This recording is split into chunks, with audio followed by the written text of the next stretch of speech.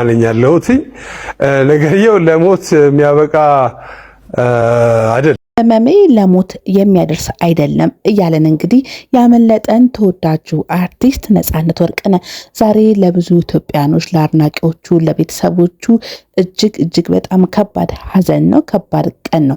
እንግዲህ አይታችሁ ከሆነ ዛሬ ሚዲያው በአጠቃላይ ስለ ታዋቂው አርቲስት ነፃነት ወርቅነህ ስለ ብዙ የስራ ዘርፍ ባለሙያ የሆነው ሲጫወት የሚያምርበት ለዛው ሳቁ ሁሉ ደስታን የሚፈጥር በሄደበት መድረኮች ሁላ እንግዲህ በፈገግታ ሰው አስቆ እንግዲህ ቃለ ምልልሱን ጨርሶ የሚወርድ ሰው ነው።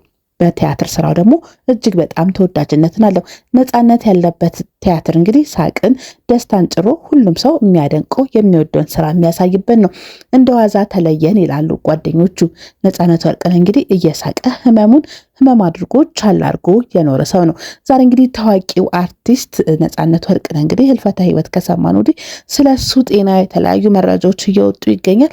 የስራ ባልደረባውና በስቱዲዮ አብረው እንግዲህ ስራን የሚያካፍሉን ሰይፉ ፋንታውን እንግዲህ በቅርብ ቀን አግኝቼው ነበረ።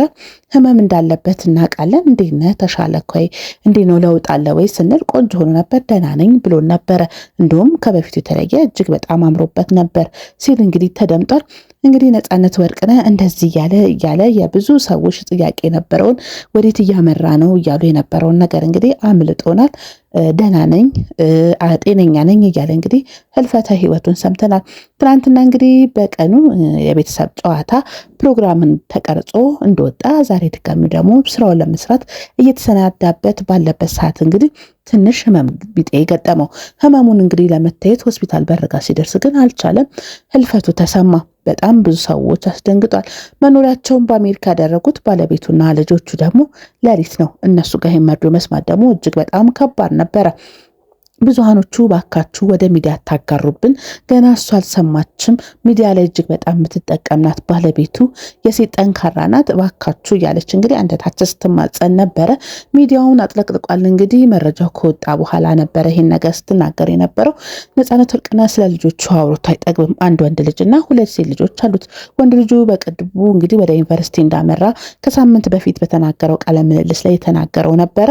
2 ልጆቹ ደግሞ አንደኛዋ ሃይስኩል አንደኛዋ ደግሞ ፒያኖ መማር ትወዳለች ሲልም እንግዲህ ተናግሯል። እጅግ በጣም አስደንጋጭ ነው። ልጆቹ ባደጉበት ሰዓት ጥሩ ነገር በሚመለከቱበት ሰዓት ይህን በመሆኑ ደግሞ እጅግ በጣም አስደንጋጭ ነው። እንግዲህ ቀብሩ እሁድ በስላሴ ቤተክርስቲያን እንግዲህ ቀበረ ይፈጸማል። ከጠዋቱ 2 ሰዓት እስከ 6 ሰዓት እንግዲህ በታዋቂ አርቲስቶች፣ በጓደኞቹ፣ በስራ ባልደረቦቹ፣ በቤተሰቦቹ እንዲሁም ባለቤቱ በተገኘችበት እንዲህ ቀብር ይፈጸማል። እንግዲህ በጣም ብዙ ኢትዮጵያኖች ሀዘንን ድንጋጤን የፈጠሩባት ቀን ነው። ስለ ነፃነት እጅግ በጣም ብዙ ነገር መናገር እንችላለን። በኢትዮጵያ ማስታወቂያ ስራዎች ላይ፣ የፊልም ስራዎች ላይ፣ የቲያትር ስራ እንዲሁም ደግሞ እንደምናውቀው ኢቢኤስ ላይ ከሚያዘጋጃቸው ትልቁ የቤተሰብ ጨዋታ እንግዲህ ለዛ ላይ እጅግ በጣም የሚያምር ተወዳጅ ነገር ከሚያደርጉ አርቲስት መካከል ነው። እንቁ ሰውን ያጣ ነው። አንዳንዴ ትላልቅ ስራዎች የሚሰሩ ጎበዝ የሆኑ ሰዎችን እንግዲህ ኢትዮጵያን በቅርብ ጊዜ እየተመለከትን ከሆነ ድንገት ህልፈተ ህይወታቸውን እየሰማን እንገኛለን። የሞታቸው የህመማቸው ምክንያት እንደውም ሳይታወቅ ነው። ነፃነት እንግዲህ ህንድ ሄዶ ሕክምና አድርጎ እንደነበረ ይታወቃል። ይህንንም እንግዲህ እኔ በሶሻል ሚዲያ አጋርቼ አንድ ቲክቶከር ግን አውጥቶ ነፃነት ታሟል በሚል አጋርቶ ነበረ ብሏል። ይህንም እንግዲህ እኔ አዋዝቼ እንግዲህ ለሰርግ እንደሄድኩ አድርጌ ነበር የተናገርኩት። ትንሽ ህመም ቢጤ ፈጥሮ ተከስቶ ነበረ። እሱን ደግሞ ለመታየት በሄድኩበት ሰዓት ሁሉ ነገር ሰላም ነው፣ ነገሮችን አስተካክዬ መጥቻለሁ፣ አሁን ደህና ነኝ፣ ሞቴን የተመኛችሁ ሁላ፣ ቀብሬን ቦታ ያልገለጻችሁ ሁላ እኔ በህይወት አለው እያለ እንግዲህ ሁሌ ለዛውና ሳቁ ባለበት እየተናገረ ይገኛል። እንግዲህ በጣም ሚዲያውን አይታችሁ ከሆነ እጅግ በጣም አሳዛኝ ነገር ነው እየተመለከትን ያለ ነው። እንግዲህ የሚጠበቅ ታሞ ዛሬ ነገር ከምንለው ሰው ድንገተኛ የሆነ ሰው ደግሞ ሲሆን እጅግ በጣም ያማልና የኢቢኤስ ስራ ባልደረቦች እንግዲህ እያንዳንዱ አይታችሁ ከሆነ ቪዲዮ እየሰሩ ይገኛል።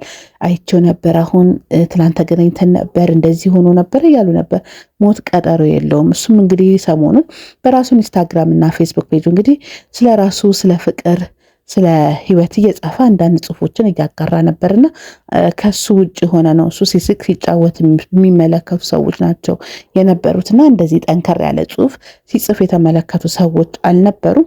ሰሞኑን ግን የሆነ ቀልቡ የነገረው ነገር ነበርና ኢንስታግራሙ ላይ ፌስቡክ ላይ እንግዲህ ፍቅር ለዘላለም ይኖራል፣ ሞት ቢኖርም ፍቅር ግን ሁሌ ያለ እያለ እየተናገረ ነበርና አንዳንዴ ብዙ ሰዎች ታይቶታል በምክንያት ይሆናል ይሄን ነገር የጻፈው እያሉ ይገኛል። ግን ድንገት ነው ሆዴን አመመኝ ብሎ ሆስፒታል በርጋ ሲደርስ እንግዲህ ህልፈቱ የተሰማው ማለት ነው።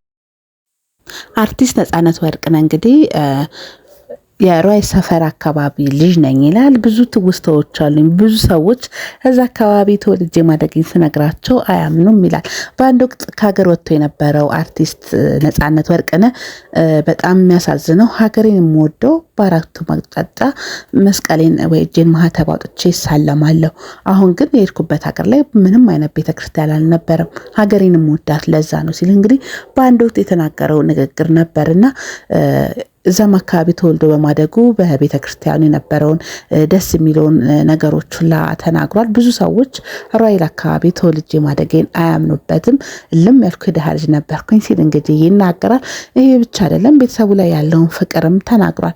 እንግዲህ ነፃነት ወርቅነህ ብዙሃኖቻችን የራሱ ነገርም ሚዲያ ላይ አውጥቶ መናገር ብዙም አይደለም። አይታችሁ ከሆነ የራሱን ሳቅ ጨዋታ ለዛውን ነው የሚያቀርበውና በቅርቡ ግን ኢንተርቪው በተደረገበት ላይ እንግዲህ አብራርቶ ስለ ቤተሰቦቹ ተናግሮ ነበር። እንግዲህ የመጨረሻው መልእክት ሊሆን ይችላልና አንዳንዴ በምክንያት ነው ሁሉ ነገሮች የሚሆኑት። ነፍስህን በአጸደ ገነት ያኑረው እያልኩኝ ለቤተሰቦች ለጓደኞች መጽናናትን እመኛለሁ።